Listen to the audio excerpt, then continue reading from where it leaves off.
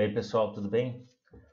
Hoje o tema do nosso vídeo vai tratar de atletas que atuaram em mais de uma categoria, mais de uma modalidade. Atletas que foram grandes em pelo menos duas modalidades, né? Então nós temos casos diversos. Nos Estados Unidos existe uma cultura muito grande do esporte universitário. Então, em paralelo aos estudos, aqueles que são atletas, eles vão reconhecendo a qual seja a sua principal aptidão, mas não raro eles atuam em duas, três, até quatro modalidades enquanto universitários. Participam de algumas competições municipais ou estaduais. Tudo isso é muito comum, né? Mas o objetivo é separar também isso. Então não vamos tratar de atletas, até porque a lista seria infinda. Vamos tratar de atletas que tiveram como profissão um segundo esporte, uma segunda modalidade, e eventualmente até em paralelo com essa profissão a qual eles foram os mais notáveis, ou às vezes na aposentadoria, após a aposentadoria, ou num intervalo de carreira, como aconteceu, por exemplo, com o Michael Jordan, que foi jogar beisebol. Só que é interessante falar do Jordan no beisebol, não é nem para diminuir a performance dele, até porque é muito diferente.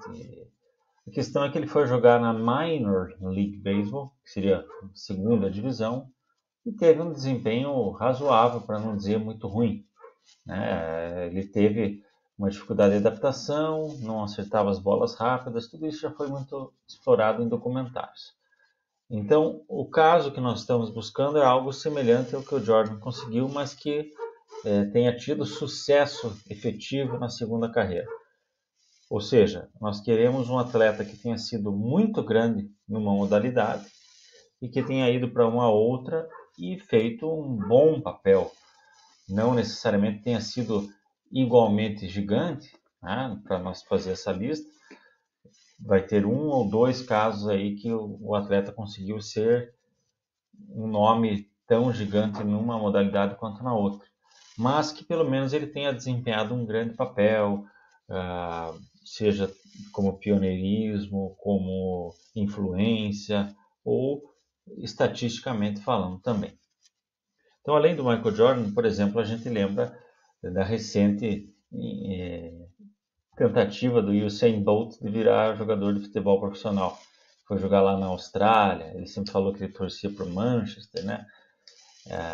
Mas 2 jogos, não sei se mais do que isso ele atuou. Enfim, totalmente promocional. Pode ser que ele pessoalmente quisesse mesmo aquilo, fosse um sonho, mas não tinha condição nenhuma, né? Então, mesmo atuando num futebol alguns níveis abaixo dos grandes, ele não conseguiu sucesso lá, né? O outro caso que a gente lembra muito, e é um caso assim como o Bolt, assim como o Jordan, de um cara que na sua modalidade foi um dos melhores, se não até mesmo o melhor de todos os tempos, é o caso do Falcão, do futsal, que foi jogar futebol profissionalmente. Então a gente lembra dele no São Paulo, ele chegou a atuar, oficialmente foram 13 jogos, né, como titular, mas ele fez parte do elenco e ele tem no seu currículo os títulos de campeão paulista e da Libertadores da América pelo São Paulo em 2005. Afinal de contas, ele participou de vários jogos nessas campanhas, portanto, ele também é partícipe desses títulos obtidos pelo São Paulo. Mas o que pouca gente lembra é que 4 anos antes, em 2001, ele chegou a participar de treinos no Palmeiras. Talvez ele não fosse tão grande quanto ele já era em 2005 e quanto cada vez mais ele foi se tornando. Por isso que não chamou tanta atenção, talvez. Mas ele participa de 2 jogos treino pelo Palmeiras. Salvo engano, ele fez um gol num deles. E foi bem elogiado, foi bem cotado, mas acabou não acontecendo, não deu certo por razões diversas para ele atuar oficialmente, né, em jogos oficiais. Ele também teve uma tentativa na Portuguesa, mas ali, pelo que consta, foi coisa das diretorias mesmo, briga política interna. Então, um grupo defendia que ele fosse lá para obter algum lucro ou promoção, e outro grupo queria derrubar, enfim, acabou não acontecendo. Mas ele tem esses registros pelo Palmeiras, se vocês quiserem pesquisar, tem descrições dele, e atuou no São Paulo. Mas não foi também, lógico, grande coisa. A gente sabe que também o Leão teve um papel preponderante nisso, prejudicou muito ele. Leão, assim como o Luxemburgo e outros técnicos, tem aquele problema quando o atleta aparece mais do que eles, né? Mas alguns casos históricos aí de atletas que são do tamanho parecido, tamanho parecido com o de Falcão ou de Jordan nas suas respectivas modalidades e que tentaram em outras, né? Algumas pesquisas que eu fiz, logicamente, nos esportes americanos vai ser sempre mais. O Jack Robinson é um dos maiores nomes da história do beisebol, tanto como atleta, pelo que ele produziu, quanto pelo fato de ele ter quebrado barreiras do racismo, de ele ter influenciado o crescimento da Major League Baseball, e ele chega a atuar profissionalmente no mesmo período em que ele é profissional do beisebol, pelo futebol americano. Teve uma participação também razoável ali. Outros depois dele que aparece, que foi o Deion Sanders. Deion Sanders, um grande nome, pelo que você vê pelo currículo dele na NFL, campeão do Super Bowl, escolhido para o Pro Bowl, né? Ele também foi premiado defensor do ano, entre outras coisas. Então ele tem uma carreira sólida, bastante respeitável no futebol americano e foi bom também no beisebol. Mas vai ter um caso aí para nossa lista final que é superior a isso, né? E como outro, para citar assim desses principais do futebol americano, dos esportes americanos que tiveram profissionalmente, Bob Hayes, bicampeão olímpico no atletismo, no revezamento 4x100 e nos 100 metros rasos, eu acho. É um grande nome do atletismo e na sequência ele começa a sua carreira profissional no futebol americano e também tem uma carreira sólida ali, mas ainda também vai ficar aquém dos nossos principais casos. Cito antes de aprofundar alguns casos interessantes de atletas que após a sua aposentadoria buscaram algumas empreitadas. O Yevgeny Kafelnikov, que é campeão de Roland Garros e campeão do Australian Open, ele, após a sua aposentadoria, foi tentar uma empreitada no golfe. Chegou a atuar em vários torneios profissionais e queria ter vindo a atuar na Olimpíada aqui no Brasil, no golfe, né? Então ele atuou profissionalmente no golfe e teria vindo para cá. Mas ali houve aquele problema gigantesco com as delegações russas, né? Talvez isso tenha influenciado a não participação dele, mas de todo modo, claro que ele não foi nenhum. Ele já não havia sido um dos maiores da história do tênis, foi um bom, belo atleta, mas não um dos maiores de todos os tempos no tênis e tampouco no golfe. O Zlatan Ibrahimovic, que é um dos 11 aí atualmente maiores artilheiros da história do futebol. Ele superou, por exemplo, o Eusébio recentemente em gols oficiais. E ele só tem menos gols oficiais do que o Messi e o Cristiano Ronaldo, dentre os que atuam hoje, né? Então ele tem uma carreira bastante sólida no futebol. Faltam-lhe os principais títulos, obviamente. Deu azar, né, nas trocas de Barcelona e futebol italiano, quando ele saía, os times ganharam, né? Mas faltam então os grandes títulos. De todo modo, ele tem uma carreira muito sólida, mais de 500 gols, como eu disse, no futebol, e é um grande jogador, e todo mundo percebe que ele é diferenciado. Primeiro pela altura dele, ser tão habilidoso como ele é, aqueles gols acrobáticos dele, mas aqueles gols acrobáticos não são à toa. Ele é faixa preta no Taekwondo, né? O World Taekwondo Federation. E o cara trouxe o Taekwondo pro futebol e fez vários gols de Taekwondo, né? Ele tem 1,90 m, 91, o Ibrahimovic. Então é absolutamente incomum para um cara dessa altura ter a habilidade que ele tem, né? Todo mundo lembra do Peter Crouch, por exemplo, ou do nosso brasileiro Jardel, não é tão alto, mas esses caras eram muito limitados tecnicamente, e o Ibrahimovic absolutamente não, né? Mas é um caso curioso.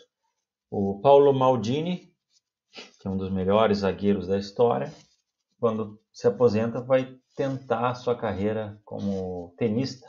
Ele participa de uns challengers, que são os torneios pré-qualificatórios para você ir obtendo pontos e começar a participar dos torneios principais, mas ele também desiste por ali mesmo, né? Tipo o Bolt, mais ou menos.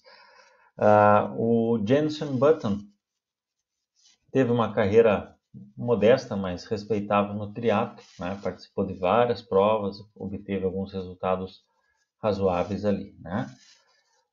Então esses são caras que se aposentaram, né? Ou que mudaram de profissão, como alguns que eu havia falado, mas que se aposentaram e tentaram algum sucesso e foram modestos, decidiram parar por ali. O reverso acontece muito nos Estados Unidos, como eu disse, mas eu destaco dois casos principais, do Tim Duncan, que é um dos 10, aí, 12 da história da NBA, um dos caras na posição dele, quase que unanimemente considerado o melhor ala pivô da história.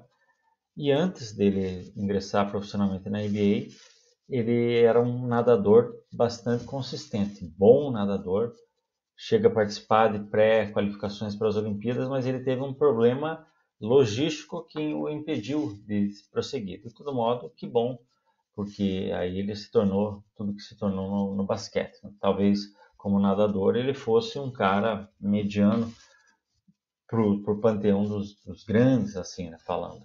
Mas ele também profissionalmente ele seria muito bom nadador, sem a menor dúvida, né? Se percebe pelo tamanho dele, aí sim emula aí talvez as qualidades, algumas das qualidades que o próprio Phelps vem a ter, né? Qual mais que eu tinha notado, sim, como curiosidade? Lev Yashin, que é quase todo mundo considera o melhor goleiro da história do futebol, pelo menos do futebol até os anos 90, quase que indiscutível. Depois, né, a evolução do goleiro, né, muito se fala disso, que é a posição que mais evoluiu e evoluiu aumentando as dificuldades, né? Portanto, é muito difícil de comparar, mas ainda assim o Yashin tem uma estatura histórica que é de muito respeito na posição. E ele foi também goleiro de hóquei, né? Antes de oficialmente se tornar goleiro da seleção da União Soviética, ele era também goleiro da seleção soviética de golfe e muito bom também. Todos os relatos que existem são bastante positivos nesse sentido. Cito ainda o Edwin Moses, a quem eu considero o melhor da história do atletismo, o mais dominante, o mais impressionante de todos. Tem um vídeo especial sobre ele, eu vou deixar no link. Superior ao Bolt, domínio maior do que o do Bolt e de outros caras, mas numa categoria diferente, porque ele participava dos 400 com barreira, né? Então, lógico que não dá para você comparar um velocista, um sprint com barreira, mas ainda assim o que ele exerceu de domínio ali é sem precedentes na história do esporte, né? São praticamente 10 anos sem perder uma corrida, uma prova, né? Então são 122 corridas sem perder, né? Um absurdo, não tem como você mensurar isso, né? Fora da curva. E quando ele se aposenta, ele vai participar do bobsled, né? Que é aquela prova do Jamaica abaixo de zero, e tem também um desempenho bastante razoável, inclusive na Copa do Mundo da modalidade ele chega a ter um bronze com a equipe dele. Então, um nome bastante importante. E por último, menciono o Mike Haywood.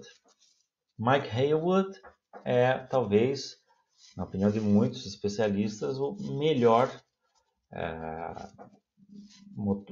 motociclista de velocidade, né, de competição, da MotoGP, das 500 cilindradas da história. Embora ele seja menos vencedor do que alguns caras, né? Tem menos títulos do que Giacomo Agostini, Rossi, Marquez, Durham e outros, mas ele é considerado por muitos, principalmente os mais aprofundados, o melhor de todos eles, Mike the Bike. E ele foi correr na Fórmula 1 em meio à sua carreira de moto primeiro, e depois, já aposentado, ele vai novamente e obtém também resultados bastante razoáveis. São 50 corridas ao todo e 2 pódios e também uma melhor volta. Né? Não é nada assim absurdo, talvez porque ele não tenha tido disciplina por causa da idade, a concorrência braba, o equipamento que ele teve à disposição não era um dos melhores, mas uma carreira ok. Né? 2 pódios não é qualquer um que tenha obtido, ainda mais sendo o gênio das motos. Essa transição motos Fórmula 1, motos corrida, vai ser o tema principal para nós aí no final. Falo antes que Tazio Nuvolari, né, que é também um dos melhores da história do automobilismo, do pré-Fórmula 1, era genial, igualmente genial nas motos. Né? E o Valentino Rossi já fez testes, enfim. Então, há esse trânsito da MotoGP para a Fórmula 1, porque são as duas principais categorias, mas há um respeito pela diferença desse trânsito. Né? O arriscar é muito raro, e quando você consegue o que um desses caras que nós vamos falar hoje ainda, que deve ser exaltado, e não é exaltado paradoxalmente, é citado como uma nota de rodapé de curiosidade. Então, para a nossa listinha final, que nós vamos começar agora, a nossa menção honrosa vai para esse camarada aí do fundo, Jim Thorpe.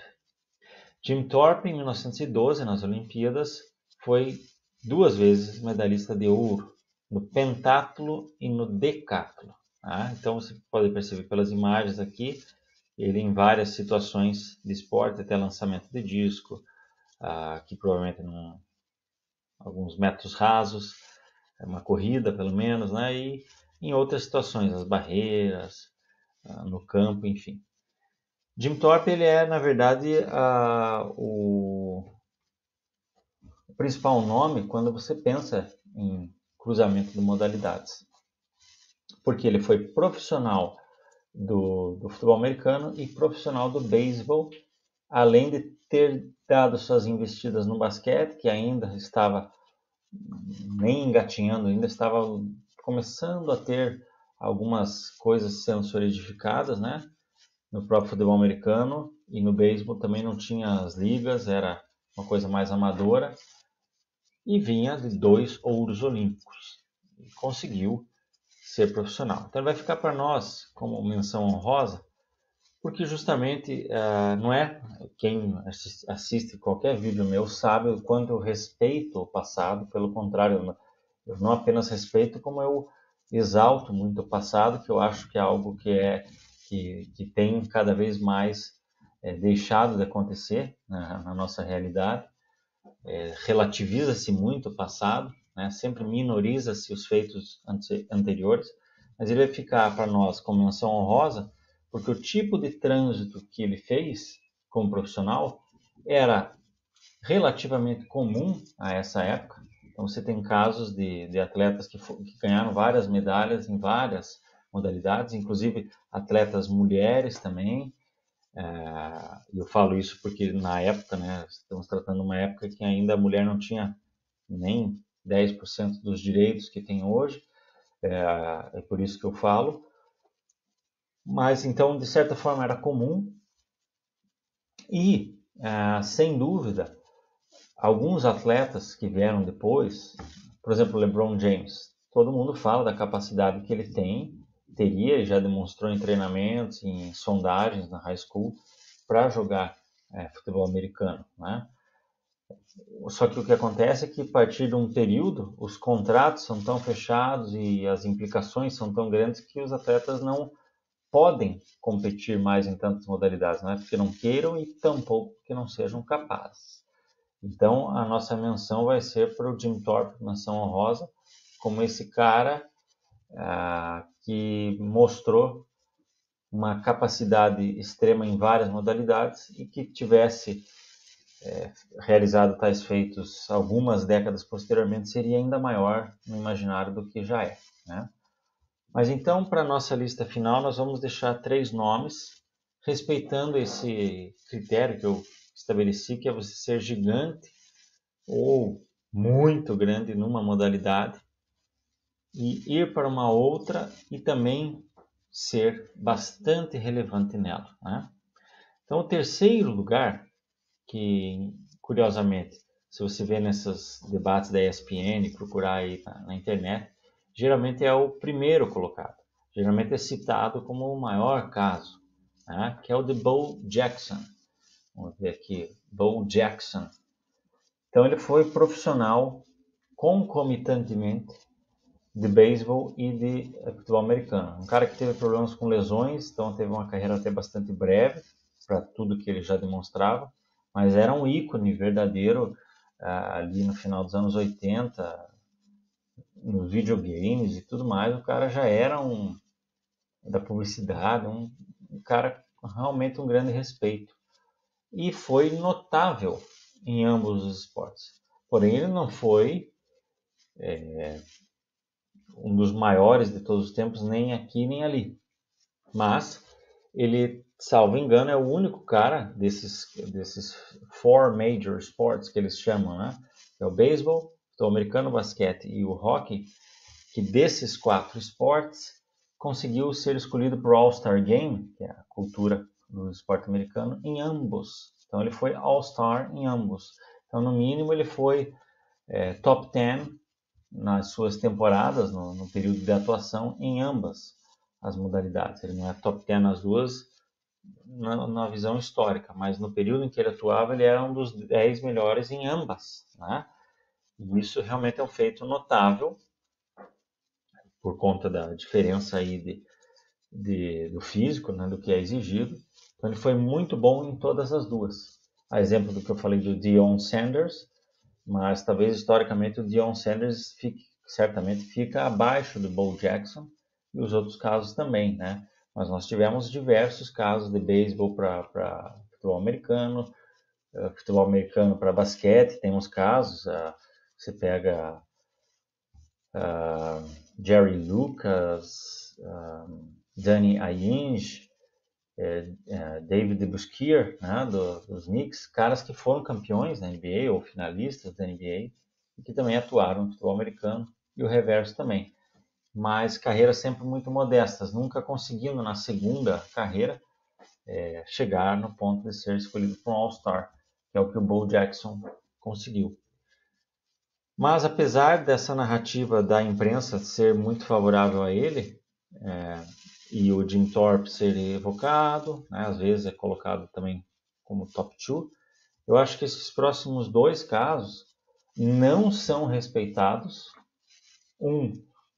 Porque o tipo de modalidade talvez não é nem visto como transição em esporte, e o outro porque muita gente não conhece as investidas que ele teve e ele foi um cara que esteve em muitas situações. Então vamos falar do segundo lugar para nós, né? Wilt Chamberlain, de quem eu já falei N vezes no canal, minha opinião, o melhor de todos os tempos da NBA. O melhor, né, sem dúvida, na minha visão. Trabalhou em todas as posições, foi excelente em todas elas, mudou conforme a necessidade dos seus times, se adaptava, teve uma lesão no joelho e mudou o estilo de jogar também, posteriormente já no final da carreira, e foi excelente novamente. Então, por uma série de razões, eu o considero o melhor de todos os tempos do basquete. Mas o que poucos sabem é que ele foi grande em outras modalidades, né? Como eu falei, a questão do universitário. Então, no período universitário, o Wilt ele era até mais ligado ao atletismo. Então, você tem participação dele no salto triplo, nos 400 metros rasos, nos 100 metros rasos, no salto em altura e até no arremesso de peso. Dessas 5, ele foi bem em todas e a melhor dele foi o salto em altura. vou deixar um trechinho aqui, foi campeão universitário no ano de 57. Então, ele tinha uma grande capacidade no atletismo, inclusive ele brincou que ele foi jogar basquete apenas porque ele percebeu que tinha mais chance de ganhar grana, porque ele achava o basquete um esportezinho assim para os caras que não eram tão bons no atletismo. Então ele tinha essa visão de que o atletismo era mais forte. Inclusive, depois de aposentado, ele tem um grandíssimo papel no incentivo do atletismo feminino, colaborador, investidor e também outras modalidades, que é o que nós vamos falar daqui a pouco.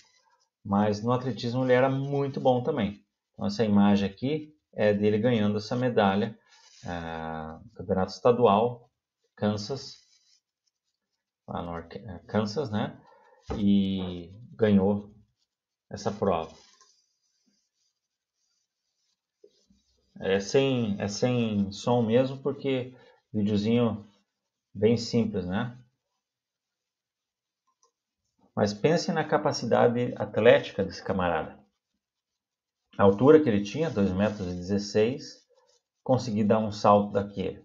Então, quando você vê os tocos dele na NBA, você vê que se tratava de um atleta bastante à frente do tempo.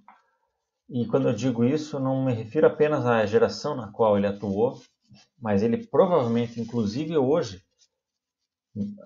com a suplementação, mais ainda, com todos os treinos, mais ainda, mas só com o que ele fez já é notório olhando hoje. A quantidade de altura que ele pulava é a maior da história da NBA. O do Michael Jordan é 2 inches a menos do que ele, né?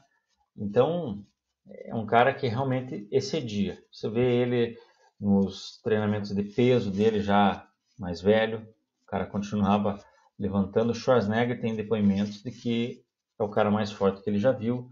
Nas gravações do Conan, eles estavam lá e o Chamberlain levantava mais peso do que todos os outros, né? E aí nisso ele já tinha seus quase 50 anos.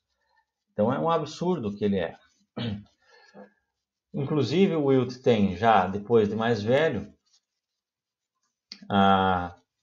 um papel, se não preponderante, mas importante no racquetball ou squash para nós. Ele ilustra a capa da Racquetball Illustrated, que é especializada nisso. No momento, ele foi um cara importante.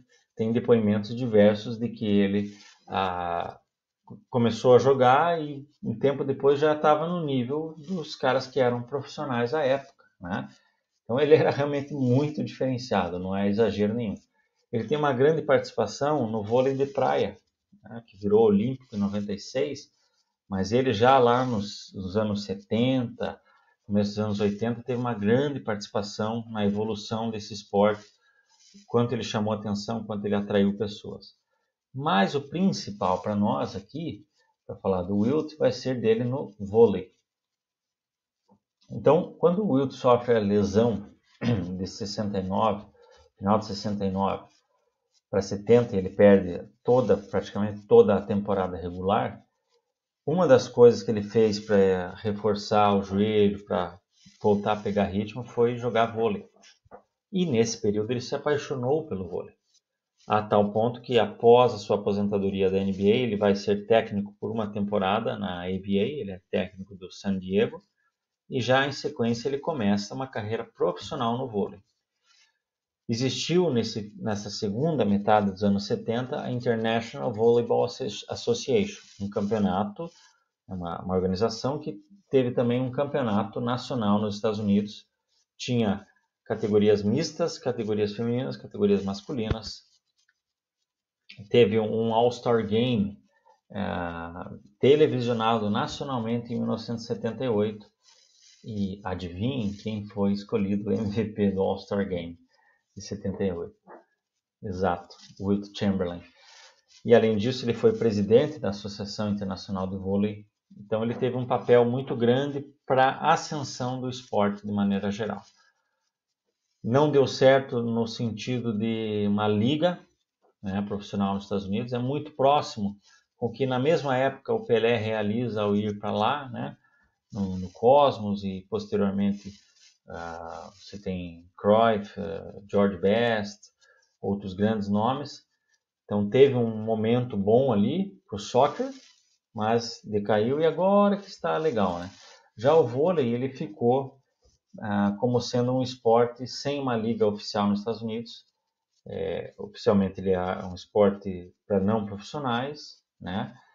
E a seleção americana é uma das melhores, sempre foi. O vôlei foi inventado lá atrás por um americano, mas esse foi um grande momento e vou deixar como sugestão, inclusive, uma reportagem que, olha só, saiu na imprensa brasileira falando desse período, né, 75 a 79 do vôlei nos Estados Unidos. Tem inclusive menções aos atletas brasileiros, Bebeto de Freitas, né, e fala do Wilt lá também. Então, assim, o cara era um atleta absolutamente completo nas suas atribuições, poderia e teria tido sucesso gigantesco em qualquer uma das quais ele investisse. Que bom que ele foi para o basquete, que ali ficou muito notório, mas mesmo já com quase 38 anos, ele inicia essa carreira no voleibol e tem um papel de pioneirismo, de investimento e de atratividade para o público, que era Chamberlain que estava lá, além da técnica, né? Você tem depoimentos diversos de atletas que foram a 84, os Estados Unidos joga a final da Olimpíada contra o Brasil, né? Caras dessa seleção de 84 falando a respeito do Wilt e da capacidade que ele tinha, quão bom ele realmente era. Mas, para essa nossa lista final, o Wilt vai ficar atrás de um outro camarada aqui. E é este nome que para mim vai ser realmente o caso mais extraordinário, porque, como eu disse, você tem que ser de uma modalidade, uma categoria, originalmente um dos melhores de todos os tempos, a exemplo do Wilt e de alguns outros que eu citei, e para esta sua segunda você tem que ser muito grande também. Então o Wilt no vôlei foi muito grande, mas ele, até pela época, não dá para ser colocado no patamar dos melhores jogadores, maiores jogadores da história do vôlei. E como atletismo e outros tantos casos foram enquanto universitário. Portanto, não dá para você mensurar muito. Mas esse camarada aqui, vamos lá. John Surtees, em inglês. Lógico, quem ouve esse nome tem alguma ligação com Fórmula 1, sabe quem foi. Mas nas motos o cara foi genial, o cara foi monstro. Vários títulos em diferentes cilindradas. Ele chega a ficar 2 anos sem perder uma corrida, né? Então ele era dominador, ele era muito bom no período em que ele correu. E ele foi para a Fórmula 1. E ele foi campeão mundial de Fórmula 1. Portanto, você ser campeão na MotoGP e na Fórmula 1 não é a mesma coisa, e deve ser respeitado, você ser campeão na Fórmula 1 e na Indy, ou mesmo na Fórmula 1 e numa categoria de turismo. É um feito respeitabilíssimo, sem dúvida, mas a diferença das atribuições necessárias para você ser craque nas motos e craque na Fórmula 1 são bastante distintas, né? O fato de ser esporte a motor é apenas assim como basquete e vôlei são esportes com bola. Não tem nada a ver uma coisa com a outra. Você precisa de outros atributos, né? E o John Surtees conseguiu ser campeão pelas motos, multicampeão e multivencedor, e também foi grande na Fórmula 1. Foi campeão mundial, inclusive ele tem essa distinção de ter corrido com essa Ferrari, né, que são apenas 2 GPs, no final de 64. Essa Ferrari, quem diria, né? Então até tão simbólica é essa Ferrari, tão peculiar e única, é peculiar e único feito realizado por esse camarada. Campeão mundial de Fórmula 1 de 1964 e que nos seus melhores dias podia competir e superar eventualmente Jim Clark, competia com Graham Hill, com uma das melhores gerações da história da Fórmula 1 foi a geração dos anos 60. Você pegava os grandes craques do final dos anos 50 e mais os que estavam surgindo. Então tinha muita gente muito boa e o cara foi campeão, né? E tendo feito tudo que ele fez nas motos, sem dúvida, John Surtees é o caso mais absurdo, é o maior nome de dois esportes, de duas modalidades da história dos esportes. Beleza? Um abraço a todos.